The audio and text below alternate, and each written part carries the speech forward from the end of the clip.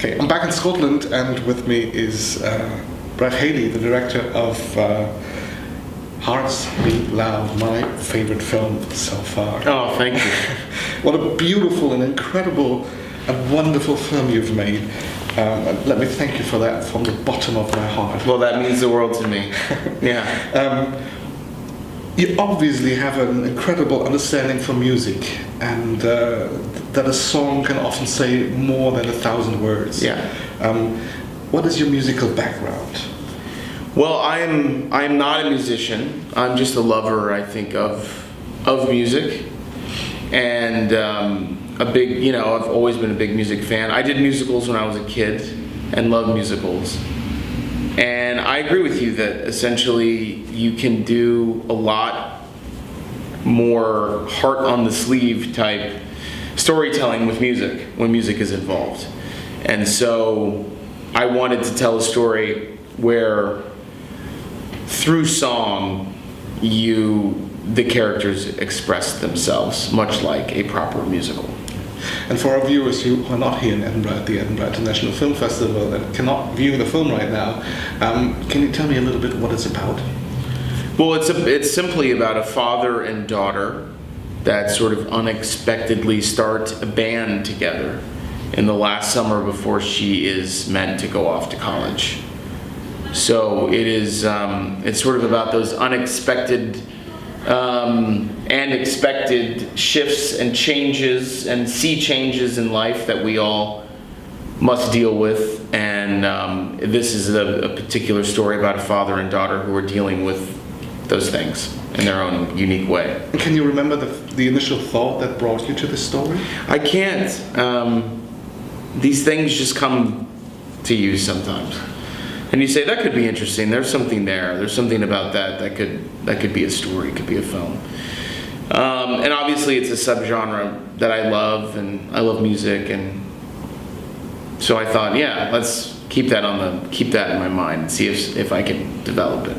And when you now see the final film, is it exactly what you had in mind in the first place? No, of course, no. I don't think I'll ever make a movie that's like exactly what I had in my mind. It's its own thing, like movies. That's what's sort of great about movies, is they're this weird organic beast that kind of involve so many other different artists and so many other different interpretations that they become their own thing. And it's sort of like, I've learned to embrace that over the years, rather than sort of say like, I need it to be exactly like this. I've just sort of said, let me see where the process takes us. And your film is also some sort of sweet goodbye to record stores. How do you feel about that? Well, I think the movie kind of is an homage to the old and new of music. It embraces, vinyl and old school kind of music shops, but it also embraces technology and where we're going, where we are with music and where we're going.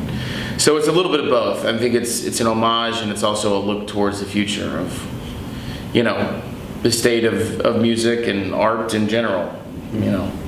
All of these things are a business at the end of the day. The original songs in the film are outstandingly beautiful. Thank you. Were they specifically written for the film? Yeah, they were. Yeah, Keegan DeWitt wrote them with a little help from his bandmate Jeremy Bullock, and yeah, they were, organized. They were sort of created to help tell the story, help narratively lift certain moments of the film. And what came first, the songs or the story? It very mixed. It would go back and forth. So it was like a collaborative process. Yeah, the film is also about letting go, and that every end can be the beginning of something new. Absolutely. I really love that. So. Yeah, look, that's life, right? Like, it's a constant battle within yourself to accept the changes that you cannot control, and then how you respond to that is how it's, that's being alive. Yeah. So as of yesterday, I only thought about one director who had a fundamental understanding of the combination of musical-driven and character-driven stories. it's obviously John Carney. Obviously, yeah, absolutely. Who did Once or Sing Street. Uh-huh. And now you come along and prove that he's not alone anymore. So can we expect more musical or driven films from you? I don't know. I certainly don't have any plans to try to follow in John's footsteps. I think he's a master, and he was certainly, his films were a part of the inspiration for this movie, along with movies like High Fidelity and That Thing You Do, and Inside Llewyn Davis and movies like that. So it's not going to be sort of a subgenre that I continue to work in, but I do want to make a musical one day. I do want to make a proper musical. And I would love to see that. So someone hopefully out there will let me. Hopefully, yeah. I'm already on board. So what about the rest of the soundtrack? How did you choose the songs? Well, there are songs that I can afford, but there are also songs that have a lot of meaning to me that I think are really great, and it's just a balancing act. On this budget level, you can't have a Prince song as much as you would want it, and geeking out about this rare B-side track or whatever. But I think you try to find that balance of budget and also what's meaningful to me and what also the characters would love. But it's also nice to just get to talk about music that you don't necessarily have to play. We get to talk about Tom Waits or Animal Collective or things like that. Songs that we could not afford, but it's nice to be able to show the record and show a love and appreciation of them. Yeah. What I also like about the film is that we get to hear the original songs in full and not just bits and parts. Yeah. Was that important to you? Yeah, it was important. It was important to, again, be realistic and let these things play out. I will tell you a little secret, is that you're not actually hearing the full songs. You are of Hearts Beat Loud. You are hearing the whole thing. It's a short song, though. It's one of the shorter songs. But the songs that they play at the end, we actually trimmed them. So when you listen to the soundtrack, you'll hear the full version. But when you cut a verse and a chorus, it still seems like the whole song. But, we wanted those things to play out. But obviously, we didn't want to overstay our welcome to have the audience going, okay, I got it. Get on with it. See, they'd be yawning. That's what they would be doing if we put everything there. So it's a balancing act, and we found that in post. Well, it's more than other films would have. Yeah. Well, I mean, you do get a full song. You just don't know that it's been edited. Exactly. So that's the trick. Yeah.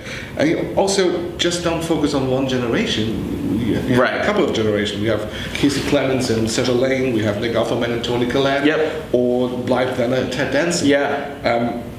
And I think we're also trying to show what unites us.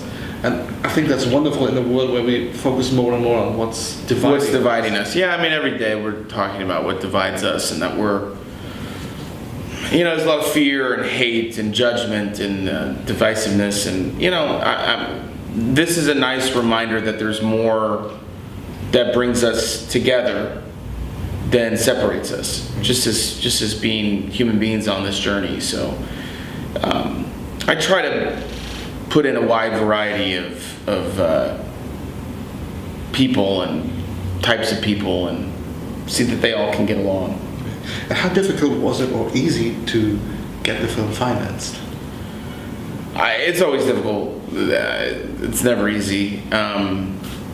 This is maybe a movie that 15, 20 years ago could have been a studio film. It's not going to be a studio film now. So I mean, it just takes believing in yourself and getting people who believe in you as well. That's not easy. It's not easy. Even this is my fourth film, and I've had some minor successes, and it's still hard. So you also wrote Kiersey's character into a non-traditional relationship, but without ever paying any attention to that, and that's incredible, because in other films I think it would have been a major plot point. Yeah. I wasn't interested in the plot point aspect of it. I was interested in just simply representing it for what it is, which is just like any other summer romance. And I think as movies, in media, TV, whatever, we need to start allowing those relationships to exist on screen without any judgment or without them being a superfluous plot point. So I'm happy to contribute to that, hopefully, new trend. Hopefully. Yes. When you were writing the story, did you already have the actors in mind? I just had Nick in mind, but I had worked with him on my previous film, but everybody else was sort of. I also had Blythe in mind, just for her, it's sort of like a cameo. But I knew that I wanted her to come back and play that part, so I wrote those two parts. Mark and I wrote for those actors, but everybody else was sort of a discovery. And how did you manage to get the rest of the cast? I don't know. You'd have to ask them because they certainly didn't show up for the money. I think they just maybe they just liked it. Yeah, maybe they just liked the script. Yeah. Beforehand, did you know that Kiersey Clemons could sing? Of course. That well? Yeah. Because I didn't know she could sing that well. I knew she could sing very well, but then she really knocks it out of the park. Because usually it would be the other way around. You cast a singer and hope that they can act. No, I wanted to find someone who could do both. Yeah. For sure.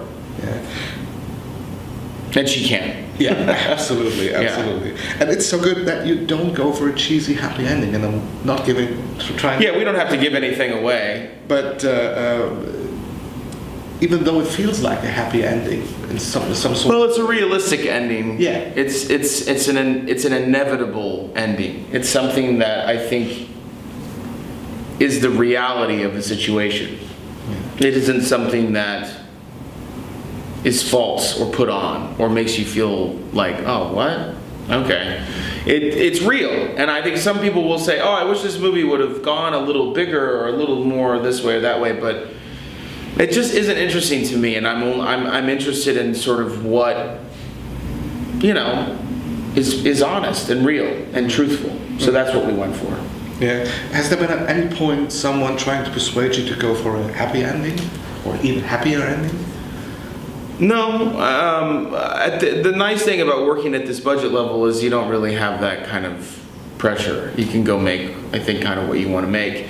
So, no one was pressuring that. I mean, I think now all you'll see is just a few reviewers out there saying, I wish this would have been this, and I wish this would have been that, and I just sort of say to them, well, okay, but I had to make the movie that I wanted to make. Yeah. But speaking of budget, would you have done anything different if you had, let's say, an unlimited budget? Yeah, I would have. There's a great Mitski reference in the film, and it's one of the things that breaks my heart the most about our budget level is that we were originally gonna we were gonna have Mitski be in the movie and do a large, performance and have Sam at the show rather than watching it on a computer. But that's kind of that's sort of the scale and idea of the kind of stuff that you have to end up cutting back, at this budget level. Yeah. So it's stuff like that would have been maybe scaled up a little bit. And how long did you shoot and where did you shoot? We shot it all in Red Hook, Brooklyn, or in Brooklyn. They were obviously some of it was not in Red Hook, but all Brooklyn. And we shot for, I believe it was 19 days, I want to say. Pretty quick. That's quick, yeah. What was the biggest struggle in making the film? Just all those performances, all those live performances. Because we were doing live vocals and so many different elements. Because there's you've got to have the actors connecting and doing their thing, but also the music and technical side and on this budget and on this schedule, it was tight. It was hard. Okay, so what about the future? Is there anything you can already talk about? There's nothing I can talk about, but just know that I'll be making stuff. Still working. Okay. Yeah. I'm really looking forward to that. Thank you very much for the interview. Oh, thank you. Good luck with the film, and I hope it's going to find a distributor in Germany. I think it has. Yeah. Well, we can ask. Kate, is the movie coming out in Germany? We're very much hoping so. There you go. It looks like it will. So it looks like it will. Okay. So yeah, we're gonna be all over the world, man. Wonderful. Yeah. Okay. Thanks very much. Yeah, appreciate it. Thanks.